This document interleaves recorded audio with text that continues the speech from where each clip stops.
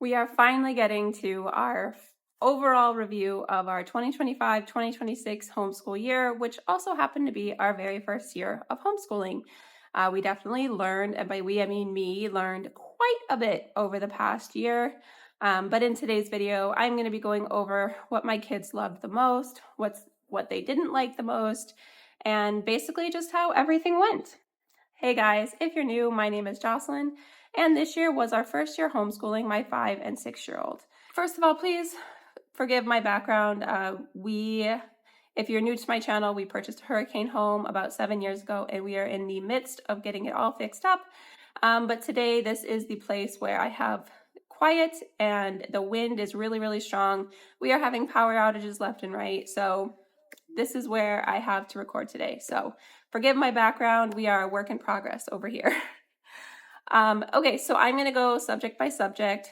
What worked for us, what didn't, and yeah, just basically overall how everything went. I have my notes in my lap, so if I look down, that's why. We are going to start with math.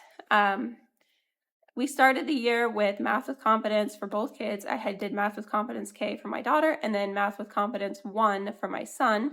Math with Confidence K was a big hit. With her, we moved through it pretty quickly until she got into Math with Confidence 1, and she is absolutely loving it. So that is a big hit for her. Math with Confidence Level 1, my son really enjoyed it at the beginning, and then as we got into the year, some of the concepts really did trip him up, especially when it came to subtraction. And we pulled in other resources for that, like Math Mammoth, online games, which he really enjoyed. But we did work through it until about term 5, where we did end up having to switch over to Math Mammoth because he asked for something a little bit more straightforward. He didn't want to do all the reviews and the games anymore. He just wanted something to the point. So we switched over to Math Mammoth. So Math with Confidence 1 was a hit until it wasn't. It just really wasn't working for him anymore. We switched to Math Mammoth, which is also a hit. So we are sticking with Math Mammoth for him. I don't dislike Math with Confidence, though. I just think that for him, the Math Mammoth is a better choice. We also used Zern. They have online games. We do some of the online games just sometimes if I want them to get a little extra practice on a concept, we will do the Zern online games. So they both said those were a big thumbs up for them, is the online games from Zern. Then we also use for math, we use mathematical reasoning from the Critical Thinking Co. We did that towards the end of the year, and both the kids gave it 2 thumbs up for the mathematical reasoning. And then finally, which was very surprising for me, when I asked them what they enjoyed, the top 3 things that they enjoyed from the entire year, one of them for both children was Life of Fred. So we did Life of Fred Apples. They both really, really loved it, apparently, and we will be bringing in Butterflies next year. So one of the top hits from our first year of homeschooling was Life of Fred Apples. We also did worksheets with Life of Fred, but we ended up scrapping those a couple chapters in because they really enjoy the end of the chapter questions. So we just stuck with the end of the chapter questions that they have. Next up, we have language arts. So for language arts, we used pinwheels for both children. My son did pinwheels year 1 at an accelerated pace. And then my daughter did, she actually started the year with the Get Ready for the Code series, which she gave 2 thumbs up and said she would ask her friends to do Get Ready for the Code. So I guess that means she would recommend it to friends. So that's 2 thumbs up for her for the Get Ready for the Code series. Then we moved her into pinwheels year 1. For both children, it is a hit. They don't hate it. They don't absolutely love it, but it's kind of in the middle for them. But for me, it's a win. So we are sticking with pinwheels for next year. We also did Explode the Code for both kids. My son worked his way through Explode the Code 1 and Explode the Code 2. And then my daughter is halfway through her Explode the Code 1 book. Both of them gave that 2 thumbs up. So that is a hit. Another item that we have for language arts is Exploring the World Through Story. That is 2 thumbs up from the kids. They enjoy the stories. They like the questions. Last but not least, we have the readers that we used. Both children worked their way through All About Reading Level 1 readers. That's on the same level as Pinwheel. They didn't hate them. They didn't really, really love them, but they said it was fine. So in my book, that's a win. All right, now we also did a read aloud schedule. So we tried to do 3 books per term. We do 6 6-week terms. And I'm not gonna lie, at the beginning of the year, the read alouds that we did kind of were a miss, but that's pretty much because the kids are young. They weren't really used to chapter books. And so it was a little bit hard getting them to sit down and, listen to the books. They wanted to do picture books. So the beginning of the year was a little bit bumpy, but we got into our groove, especially in the second half of the year. And so overall, our read aloud schedule was a hit. And then I brought in these read aloud notebooks from Mr. Penn that are blank notebooks so that the kids could color their favorite or least favorite part from the book that we read.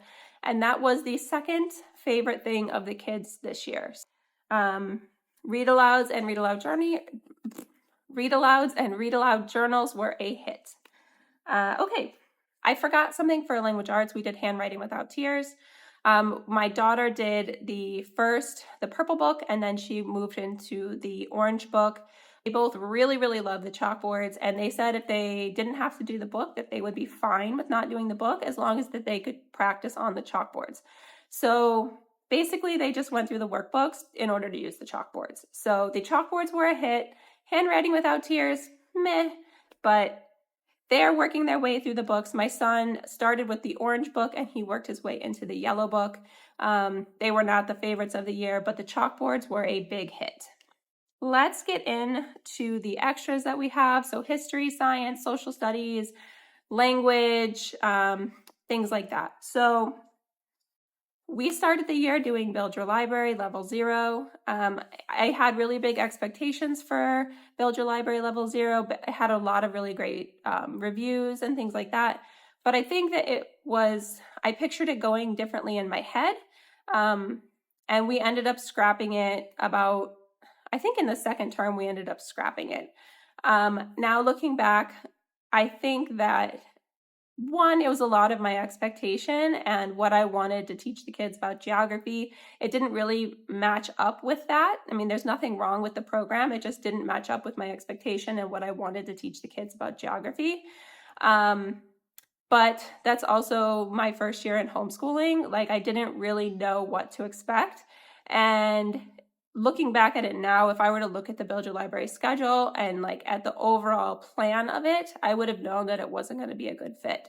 So it was a miss for us, but that's partly because of inexperience on my part. And second, it just wasn't what I was looking for in a program. But again, that's because I didn't really know what to look for in a program. So I'm glad we did it because it taught me a lot about what I am looking for in a program and what works well, what doesn't really work well for a program. But Build Your Library was a miss for us. When I did ask the kids about whether they liked it or not, they said they did like it. They didn't really love some of the stories, they said, but they liked doing the activity book and they liked watching the videos. So, I mean, we got those in other ways throughout the rest of the year. So that is user error and inexperience, but nothing wrong with Build Your Library Level 0. It just did not work for us. And then on the flip side of that, the third curriculum that my kids absolutely loved and said was in their top 3 was the core knowledge, geography and continent study from the kindergarten and first grade level. I have a whole series of videos about what we used for this, but they said they really loved the workbooks from Core Knowledge. They liked listening to all of the picture books that we found, and they liked knowing, like trying to figure out where they were on the map, learning how to read a map and things like that. So Core Knowledge, the geography study that I created and based off Core Knowledge and kind of built up was a big hit for the year, which I am very happy about that. On the same term as Build Your Library Level 0, this is another user error. I didn't really know what I was looking for. I kind of just grabbed it because I heard a lot of people talking about really great things about it, and that is the Blossom and Root space study. This just does not line up with our homeschool style, and that is something that I have had to learn through experience of our first year. Looking at it from the inexperience, I thought it was going to be great, but then once we actually got into it, I realized that kind of style is just not a good fit for us. Nothing wrong with the space study, but my kids enjoy more like interactive and workbooks, and I just didn't know what was going to work and what didn't. I know now that that style just doesn't work. So unfortunately, Blossom and Root, the space study was a big miss for us. On the flip side of that, we have the Me and My Place in Space by Little School of Smiths. We actually didn't even finish it. We have only a couple planets left, but that was a hit for us. We kind of picked and choose from that curriculum, but the kids really enjoyed the videos. They really like the crafts, some of the crafts. We didn't do a whole bunch of the crafts. The fact book they really enjoyed doing, and they just really love making the planets overall, like doing the crafts of the planets, learning about the planets and the stars and things like that. So Little School of Smiths, Me and My Place in Space was a hit. Another program by Little School of Smiths that was also a big hit was Me and My Amazing Body. My kids and I had so much fun with this unit. We really loved it. It did not make the top 3, which I was surprised about, but both kids gave it 2 thumbs up and said that they really, really enjoyed it. They really loved the crafts. They loved the activities. They loved the little body flip book thing that we made. They really liked doing that. They still talk about some of the things that we did in that unit. So that was a big hit for us. And that's definitely more our style. Moving on to some of the misses, homeschool languages was a miss for us. The kids, they like the puppet and they like some of the games. I think we got into some of the games, which they enjoyed doing, but I noticed they just really weren't retaining the information, and the information wasn't being presented in a way that for us was like, the kids like doing workbooks, they like coloring pictures, they like doing interactive things. And for the overall homeschool languages just wasn't doing that for us. So we ended up scrapping that. Again, I also wasn't looking forward to that, which is one of the things that I did learn about. One of the big things that I did learn is that when I am not excited about a curriculum, the kids definitely mirror that. So if I'm excited to bring something in, I'm like, yes, we get to work on this today. The kids are definitely more excited and more inclined to work on a curriculum and be involved. But if my attitude isn't right, their attitude just matches that. And that's overall in our homeschool, not just about a curriculum. Like if I'm having a bad day and my patience is shot, their patience is shot. So that's one of the big things that I learned this past year, is when I really have to watch how I am interacting with our school, with them, and just take a break when I need a break, take a breather, go for a little walk through the house when I'm losing my patience, because once the day starts to go downhill and frustration starts to build, that's it. Like, we are just, the hope for having a successful homeschool day coming back from that is a little bit rough. So overall, like with curriculum and with our day-to-day schedule and life, it's definitely an attitude thing. I wasn't feeling homeschool languages, so it's not a big surprise that the kids were like, meh about homeschool languages. I did end up getting a Spanish workbook off of Thrift Books for like $5. So it was really, really cheap, but it was also falling apart. And that came with flashcards that we worked through, and it had, the alphabet, it had colors, it had greetings, it had different things. The kids actually enjoyed that a lot more. It was a little bit more interactive for them. They really like learning through YouTube videos, which I have a whole list of YouTube videos. I hope to get a video out on Spanish, what our Spanish resources are soon, because I have, by coming away from homeschool languages and not wanting to invest a lot of money on a curriculum because homeschool languages was expensive, I have found a lot of affordable resources to work through that the kids are enjoying a lot more, which I'm excited about. So I'm hoping to do a whole video on that. But the Spanish flashcards and the workbook was a big hit. What they also enjoyed was a bilingual book. So we're a book that has the English and then it has the Spanish. They really liked working through those and translating it and kind of picking out random words to pick what they mean and learn that. So flashcards hit, and the readers were also a hit. Another extra that we brought in last year, we started the year with Under the Home. We started with their artist study, and we also started with their classical music study. We did end up dropping the classical music study. The kids were just not engaged with that at all. They asked if we could turn it off, so that was a miss on our part. However, the artist study, in my opinion, was a hit. I would just put up a picture on an easel, and each week I would change it. We would go on her website. She has activities where you can look at the painting and find different things in the painting, and both of them gave that activity a thumbs up.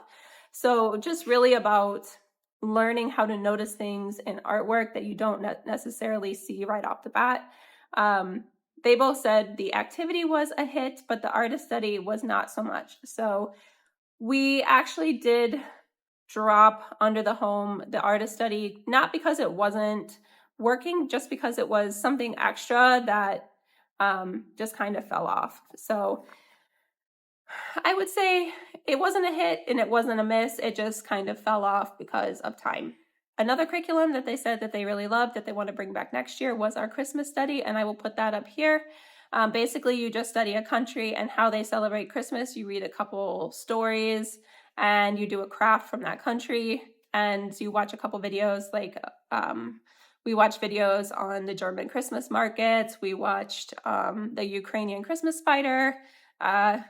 They really, really enjoyed that, so that was a hit this year as well. All right, we're getting to the end here. I made my kids planners this year, and it was just literally 12 blank calendar pages. They said those were something they really, really loved doing. We weren't super consistent with it throughout the year. We brought it out for a moon study. We brought it out just to document, like in our travels, what we did that day. So it wasn't something that was super consistent, but they did really love having their own planner. They liked filling in the days. I wanted this to practice calendar work, to practice how many days were in a month and how they change. So we practiced spelling the months and things like that. So the planners were a hit. They just weren't super consistent. So last but not least, for my son, one of his favorite things that he did, and this was just for him this year, was Engineering Academy. He really, really loved this book. Unfortunately, we didn't get to finish it. My husband was supposed to work with him once we got back from Ohio, but time just got away from us, and we have not been able to bring it back out. But he really, really loved Engineering Academy. So that for him was a major hit this year.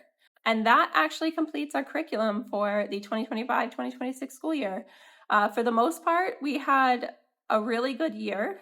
We learned a lot. We learned a lot about our homeschooling style. We learned a lot about what works for us, what doesn't work for us, what works for me. Because if it doesn't work for me, it's not going to work for the kids because I'm teaching it. So some of the lessons we had to get through, I think they were necessary to get through just so we could learn about our schedule or our style, and whether we want a literature base versus worksheet, whether we want something in the middle, which definitely is something that works better for us. Okay, so that is going to be it. Let me know down below in the comments what your favorite curriculums were for the year, what your least favorite ones. If you have any advice for new homeschoolers, because yeah, we're all learning every day, and it has been such a fun year. It has been a year of major ups and major downs and just a whole roller coaster ride, but I wouldn't trade any of it for the world. And I am really looking forward to getting into our second year. So thank you guys for following along on our journey, and I will see you guys soon. Bye.